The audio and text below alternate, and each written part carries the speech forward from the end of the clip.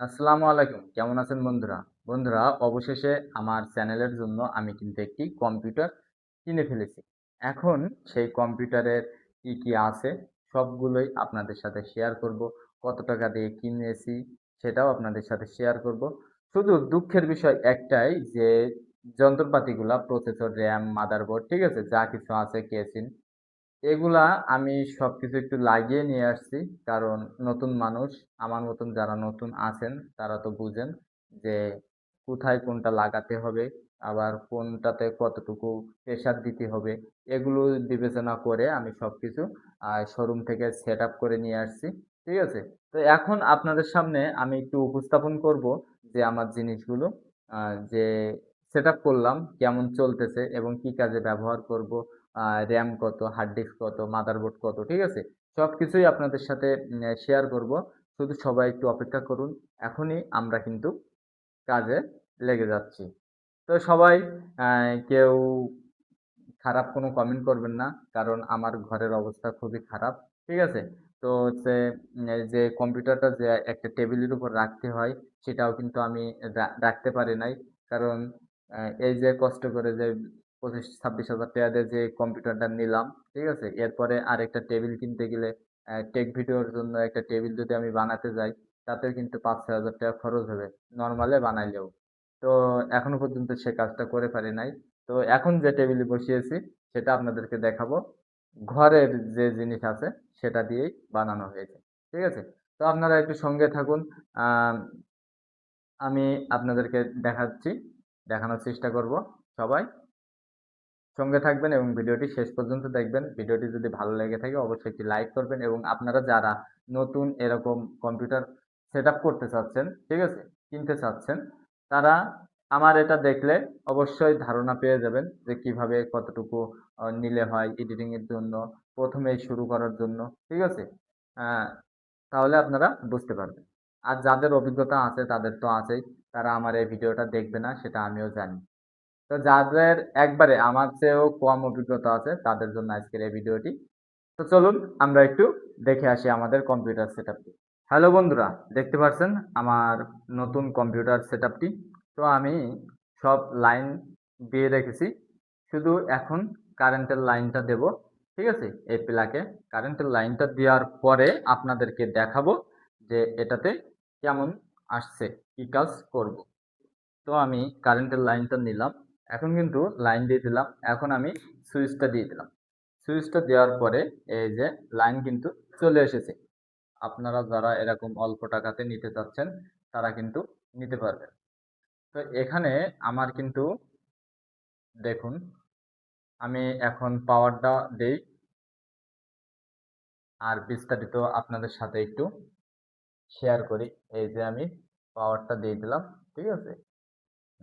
পাওয়ারটা দিয়ে দিলাম। এখন দেখুন এই যে চলে এসেছে ইসোনিক মাদারবোর্ড।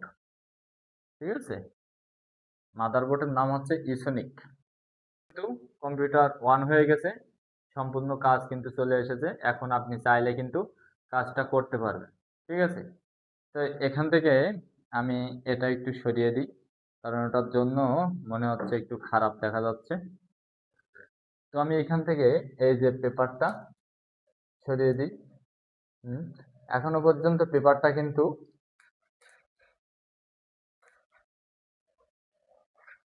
হুম দেখুন, পেপারটা সরিয়ে দিলাম। এখন কত সুন্দর দেখা যাচ্ছে। হুম একবারে চকচকা। পেপারটাও কিন্তু অনেক হার্ড একটা পেপার। এটা কিন্তু মোবাইলের স্ক্রিন পেপার মনে করেন না। হুম যাই হোক, এটা অন্য কাজে লাগানো যাবে। এটা গুছিয়ে রাখলাম।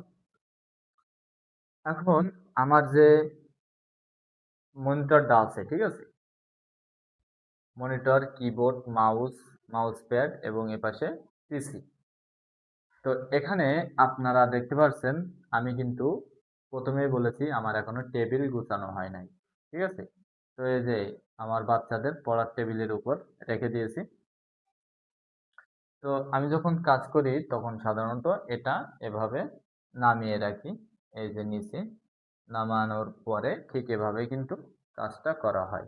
এই যে দেখুন, হ্যাঁ, এটা করা হয় নিচে রেখে আপাতত এভাবেই কাজটা করে থাকি।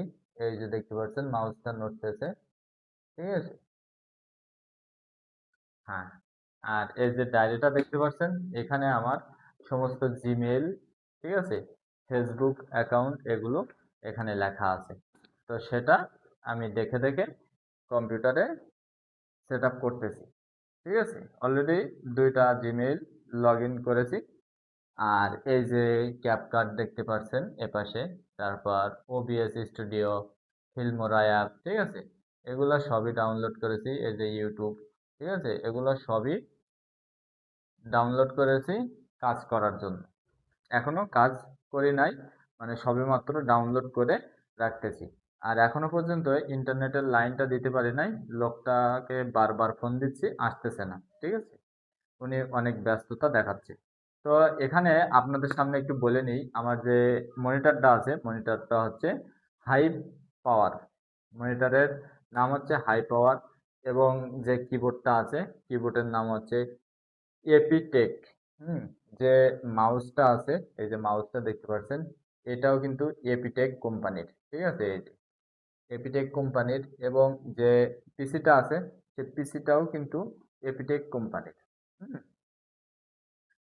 আর যে প্রসেসর, ঠিক আছে, সেটা কিন্তু আপনার 4th জেনারেশনের প্রসেসর। হ্যাঁ, এই যে 25,000 টাকায় আসলে কম্পিউটার পাওয়া খুবই কঠিন, ঠিক আছে? খুব কঠিন। আপনি 3rd জেনারেশন নিতে পারতেন, তো সেটার দাম আপনার 20-এর ভিতরে চলে আসতো। কিন্তু আপনি কাজ, ভারী কাজ করতে পারতেন বলে মনে হয় না। এটাতেও যে করা যাবে তা নয়, ঠিক আছে? কিন্তু ওটার চেয়ে একটু ভালো কাজ করা যাবে এটাতে, ঠিক আছে? আর এটার যে র্যাম আছে, র্যামটা আছে আপনার 8 জিবি।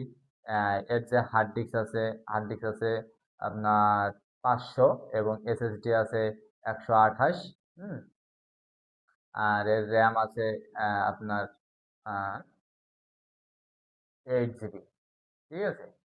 8 জিবি র্যাম আছে। আরেকটা 8 জিবি দেবে, মানে মোট 16 জিবি। এটাতে সাপোর্ট করানো যাবে। 32 জিবি করলে আবার মাদারবোর্ড চেঞ্জ করা লাগবে, অথবা এতে যদি আপনি 32 জিবি লাগান তাহলে চালানো একটু কষ্ট হয়ে যাবে, মানে অতটা ফাস্ট হবে না, তবে 16 জিবি ঠিক আছে। তো আর একটা 8 জিবি দেবে, ওনার কাছে ছিল না, এই কারণে আমি এই অবস্থাতে নিয়ে চলে আসছি আপাতত কাজ চালানোর জন্য।